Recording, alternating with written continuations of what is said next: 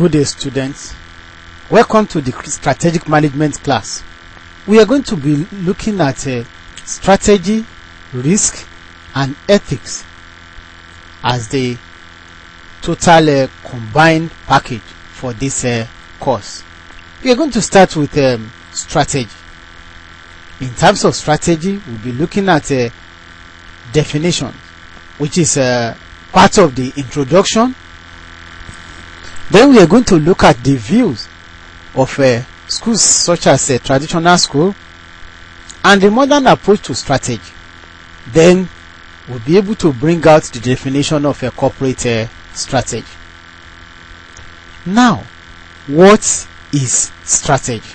Strategy can be defined as the formulation of a company's mission, setting of objectives, and the development of actions to achieve the objectives.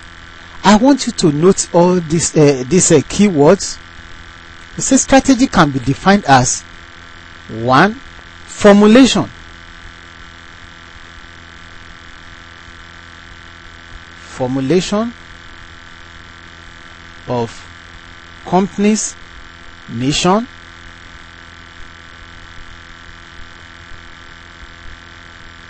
two, setting of objectives, setting of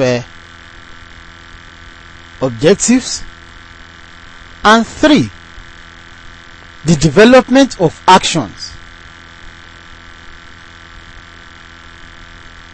The development of actions to achieve the objectives. For instance, Chartered Institute of Taxation (CITN) is an organization, and their main objective, that is the goal, the mission, the vision of that organization, is to train professionals to become chartered tax practitioners.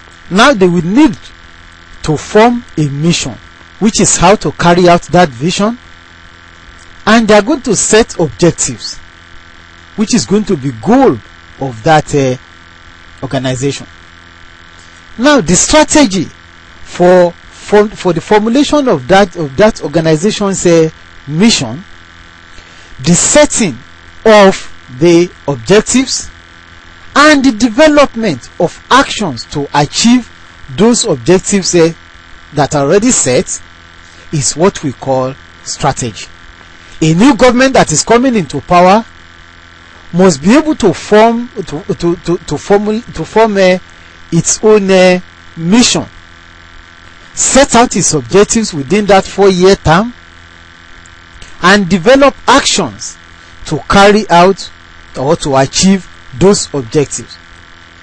All this put together is what we call a strategy.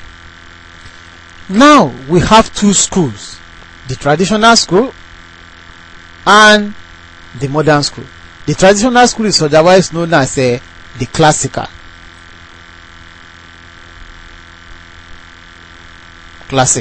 So we are going to look at the classical school of thought in terms of strategy. That is the traditional school of thought. How the traditional school of thought view strategy. The traditional school of thought views strategy as the outcome of rational planning process. So we can put it here. This one will be B.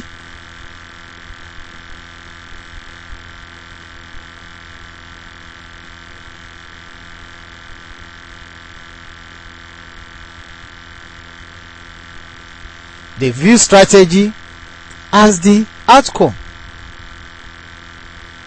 of a rational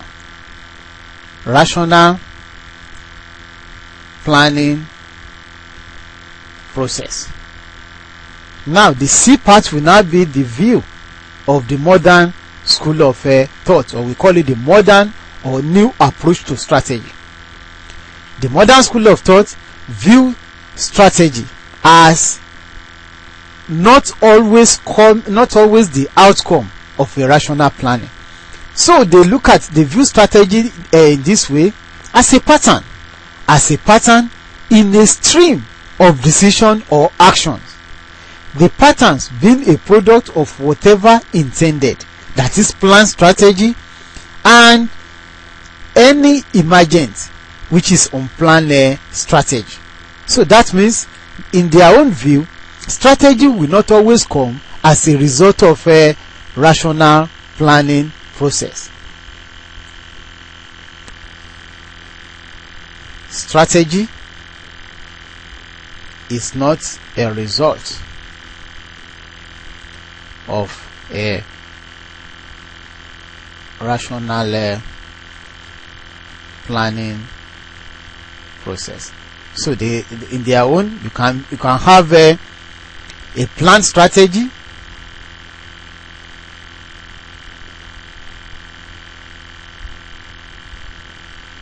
and also you can have unplanned strategy, and another name for it is called emergent strategy. Now let us look at corporate strategy based on the explanation given. Corporate strategy. How can we define for corporate strategy, or what is a corporate strategy? It is the art and science of formulating, implementing, and evaluating cross-functional decisions that enable an organization to achieve stated objectives. I repeat, corporate strategy is the art and science of formulating, implementing, and evaluating cross-functional decisions that enable an organization to achieve stated objectives or stated objectives. That is corporate strategy. Let us look at examples of corporate strategy before we can we can take some questions concerning what we have learned so far. Corporate strategy, we say it is the art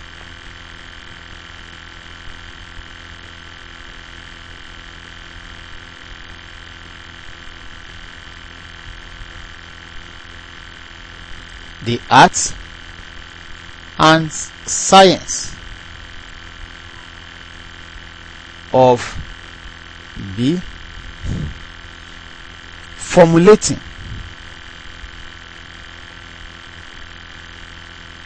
C, formulating, implementing,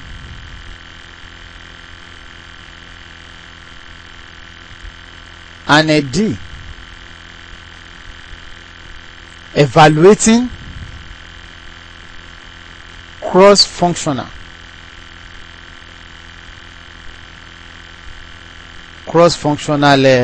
decisions. And what is the outcome of that cross-functional decision, or what will be the outcome of the corporate strategy? To enable an organization achieve a stated objective. To enable an organization achieve a stated objective. So we can put here objectives if possible. So that is corporate strategy. And when we talk about corporate, we are looking at companies as different from an individual. So the top management, or if you like, the decision makers, the directors, will formulate the strategy, and the middle managers will implement the strategy. And by the time we look at the implementation, we'll be able to what we are doing in essence is evaluating the cross-functional decision. The decision that has been taken, we now evaluate, and that one will enable the organization as a whole to achieve a stated objective or objectives. So if we are looking at a corporate strategy, each objective must have its own separate strategy. If the objective, for instance, is to raise funds from the capital market, then we are going to formulate a strategy for achieving this. We are going to implement it after the formulation, because any strategy that was formulated and was not implemented is not a strategy. Now we will now evaluate it in terms of comparing the result with the set objective, that is with the budgeted. You compare the result with the budgeted. So if there is any action to take, you'll be able to control or outright do away with such a strategy and form another one. But the essence of it is to enable an organization achieve stated objectives. Now let us look at question. Question number 1 says, the classical school. The classical school. Here, reference is being made to the views of the traditional views, or we call it the traditional school of thought view. The classical school of thought has a different view concerning strategy, briefly state their views and differentiate it from the modern views of strategy. The traditional views, or the classical school of thought, has a different view concerning strategy, briefly state their views and differentiate it from the modern views concerning strategy. The answer to the question can be stated as follows. The answer to the question can be stated as follows. Number 1, we look at the definition or the views of the classical school of thought. You have to take at least a definition from the classical school of thought, and such a definition is part of what was given, that the classical school of thought view strategy as the outcome of a rational planning process. So we can just put it like this. The classical school of thought view strategy as the outcome of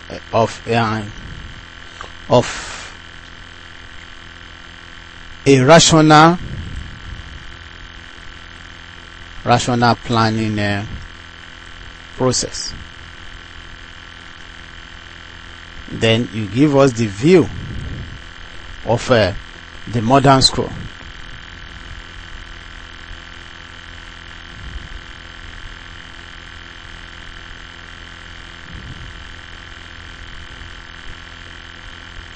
The view strategy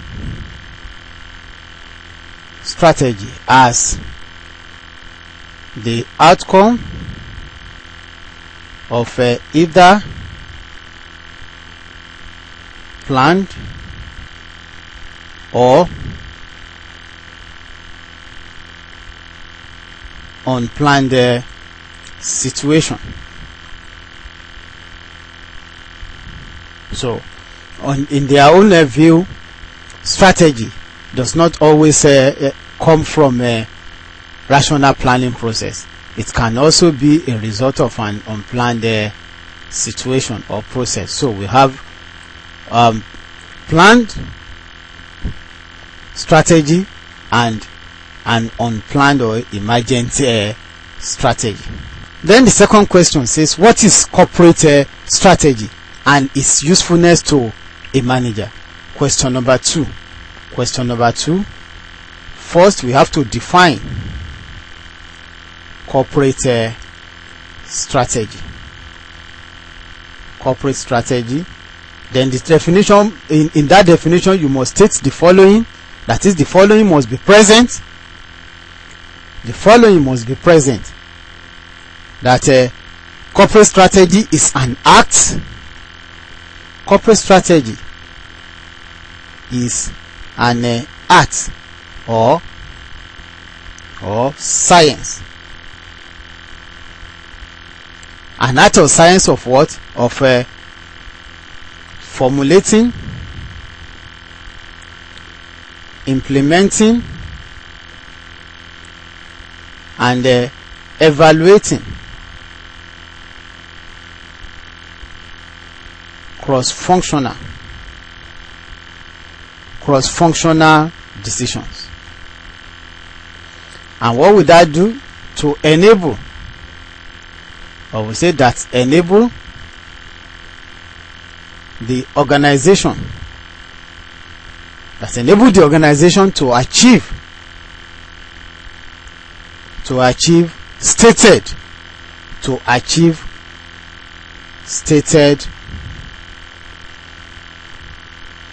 objectives.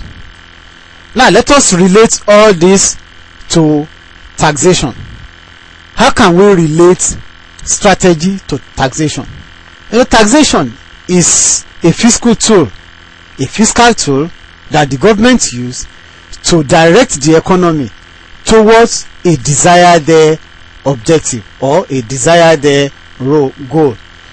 So if taxation is a fiscal tool, that means we have to form a strategy that we are going to use in terms of using taxation to direct the economy, either to increase investment or to reduce inflation, or to reduce certain consumption of goods and services. So when VAT was introduced, it was to remove the sales tax and enlarge the tax bracket to cover to cover consumptions of goods and services that cannot easily be taxed by using a direct method of taxation.